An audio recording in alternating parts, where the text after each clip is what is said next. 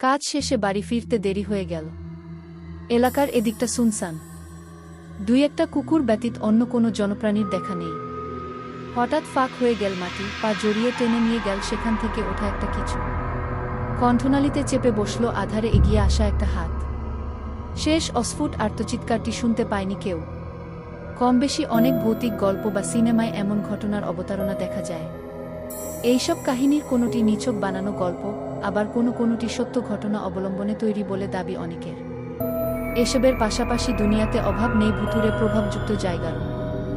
বাংলাদেশেও কিছু কিছু স্থান নিয়ে প্রচলিত আছে গা ছমছম করা কাহিনী।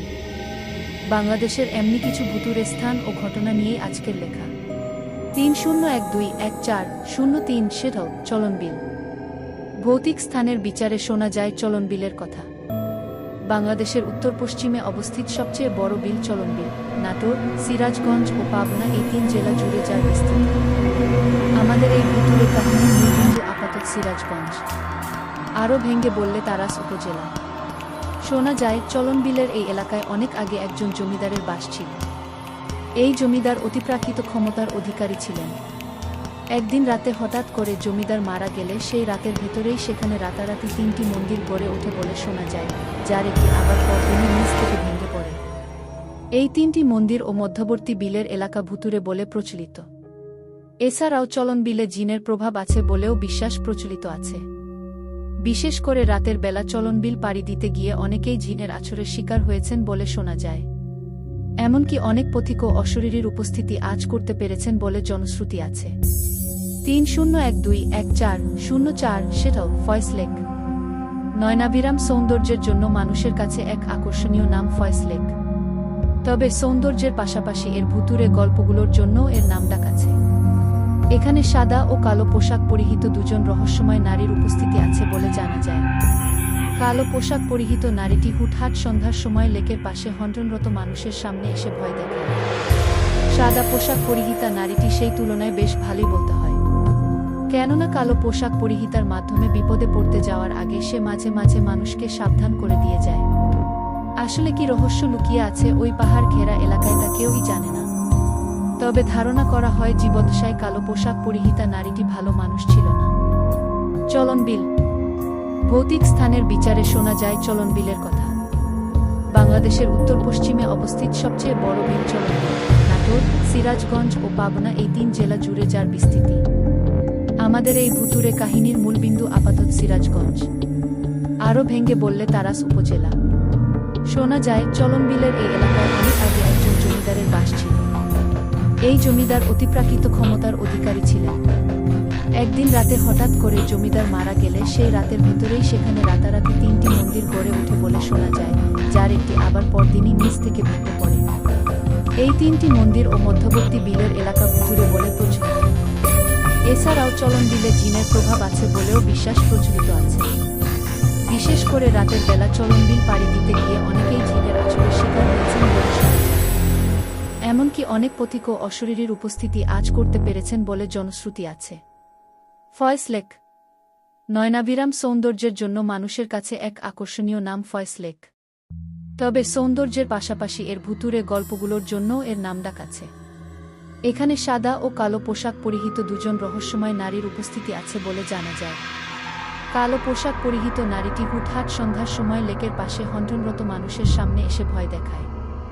সাদা পোশাক পরিহিতা নারীটি সেই তুলনায় বেশ ভালোই বলতে হয়, কেননা কালো পোশাক পরিহিতার মাধ্যমে বিপদে পড়তে যাওয়ার আগে সে মাঝে মাঝে মানুষকে সাবধান করে দিয়ে যায়।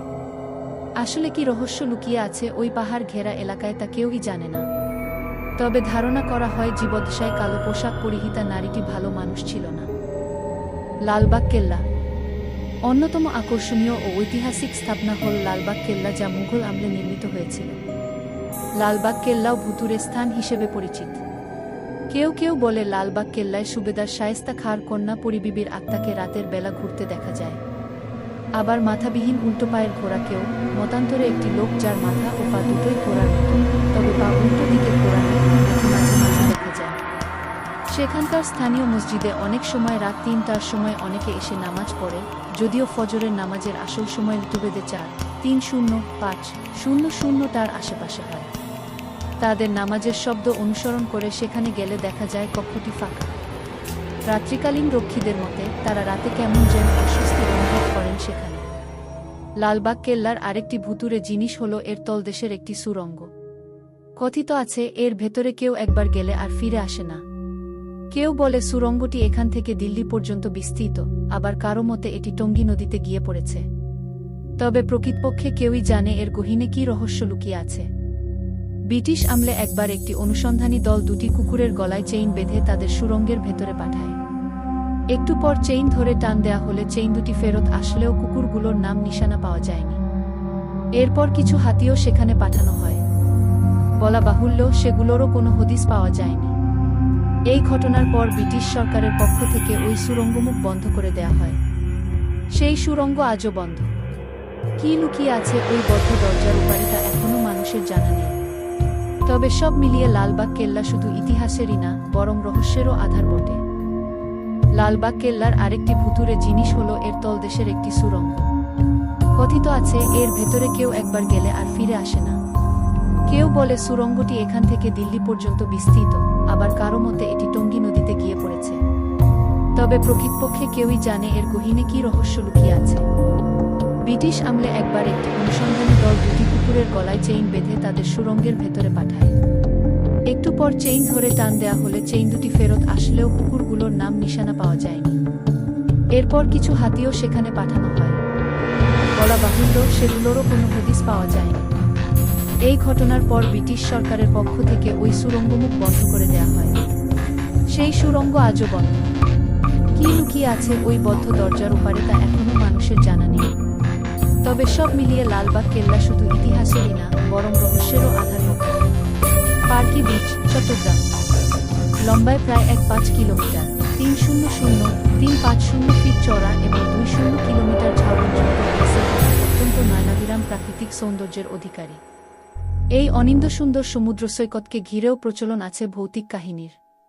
প্রথমত সেখানে কিছু এলাকায় অদ্ভুত পদশব্দ, চিৎকার ও ভুতুড়ে আওয়াজ শুনতে পাওয়া যায়। অনেক পর্যটক ও স্থানীয় ব্যক্তি কৌতূহলবশত অনুসরণ করে এসব শব্দের উৎস খুঁজে বের করবার চেষ্টা করলেও প্রকৃতপক্ষে কোনো উৎসই খুঁজে পাওয়া যায়নি। অনেক সময় মনে হয় শব্দগুলো পানির ভেতর থেকে আসছে, আবার কখনো সেটি পার্শ্ববর্তী বন থেকে আসছে বলে মনে হয়। শব্দগুলো যেন কৌতূহলী মানুষকে পানিতে টেনে নিয়ে যেতে চায়।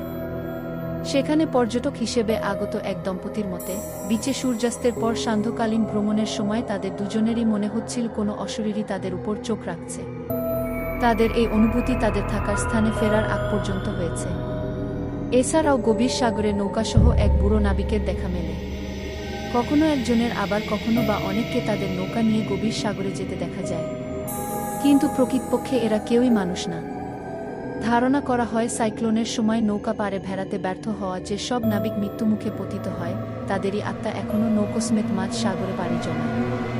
যদিও এ সকল ঘটনার কোনো বৈজ্ঞানিক ভিত্তি নেই, তবুও অনেক পর্যটন ও স্থানীয় মানুষের দাবি তারা এগুলো চাক্ষুষ প্রত্যক্ষ করেছেন।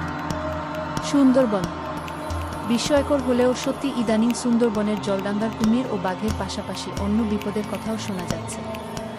বাংলাদেশ ও ভারতের বিস্তীর্ণ এলাকা জুড়ে অবস্থিত সুন্দরবন ওয়ার্ল্ড হেরিটেজ হিসেবে স্বীকৃত। প্রকৃতিকে কাছ থেকে এক নজর দেখতে সেখানে গিয়েছেন একটি দল। এ দলেরই একজন আরেকজনকে গহীন বনে তার একটা ছবি তুলে দিতে বলে। ছবি তুলতে গিয়ে লোকটি চিৎকার করে অজ্ঞান হয়ে যায়। এই ঘটনার দুদিন পর একটি মেডিকেল কলেজ হাসপাতালে লোকটির হার্ট অ্যাটাকে মৃত্যু হয়। তোলা ছবিটি ডেভেলপ করার পরে যার ছবি তোলা হচ্ছিল তার পেছনে সাদা রঙের আবছা নারী মূর্তি দেখা যায়।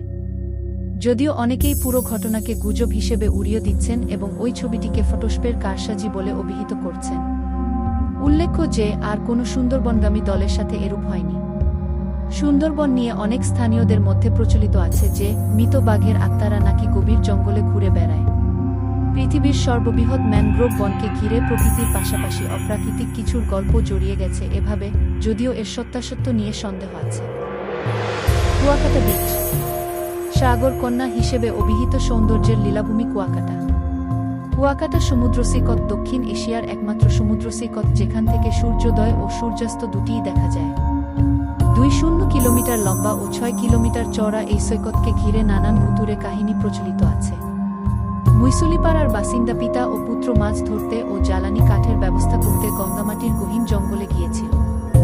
সাগরে যেহেতু সুপেয় পানি নেই, তাই তৃষ্ণা নিবারণার্থে তারা মাটি খুঁড়তে শুরু করে সুপেয় পানির আশায়। একসময় তাদের কোদাল শক্ত কিছুতে আঘাত করে। তারা সোনালী আবরণের একটি কাঠের জার এবং কিছু কারুকাজ করা সোনার পাত খুঁজে পান। আরও খোঁড়াখুড়ি করার পর তারা বালিতে গেঁথে থাকা সোনা ও ধনরত্ন বোঝাই পুরনো একটি নৌকার হদিস পান। সূর্যাস্তের সময় প্রায় হয়ে যাওয়ায় সেদিনকার মতো কাজে ক্ষান্ত দিয়ে ফিরে যাবার সিদ্ধান্ত নেন তারা। পরদিন ভোর সকালে এসে আবার কাজ করবেন ভেবে সেদিনের মতো তারা সেখান থেকে চলে যান। কিন্তু তাদের জীবনে আর কোনো নতুন সকাল আসেনি। ফেরার পথে রহস্যজনকভাবে মৃত্যু হয় পিতা পুত্রের। জনশ্রুতি আছে সোনা বোঝাই নৌকোটি অভিশপ্ত, যেই তার অনুসন্ধান করবে অপঘাতে মারা পড়বে সে। আরও কিছু ঘটে যাওয়া ঘটনা স্থানীয়দের এই বিশ্বাসকে মজবুত করেছে। এমনও বলা হয় সেই পিতা পুত্রের আত্মা হিংসাবশত সেখানেই রয়ে গেছে নৌকাটি পাহারা দেবার জন্য। তাই ওইদিকে এমনকি ওইদিকের কোনো রাস্তা দিয়ে কেউ গেলেও তাদের ছায়ামূর্তি বিভিন্নভাবে ভয় দেখাবার চেষ্টা করে। অন্য একটি ঘটনা একটি মন্দিরকে ঘিরে। মিছরি পাড়ায় অবস্থিত 2-1 ফিট উঁচু বৌদ্ধ মন্দিরটির উপর অশুভ কিছুর প্রভাব আছে বলে শোনা যায়।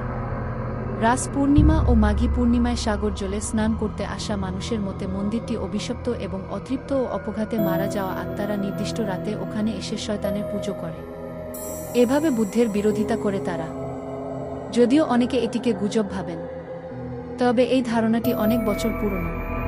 কুয়াকাটা সৈকতের একটি অংশ রাখাইন বসতির মাধ্যমে অভিশপ্ত বলে শোনা যায়।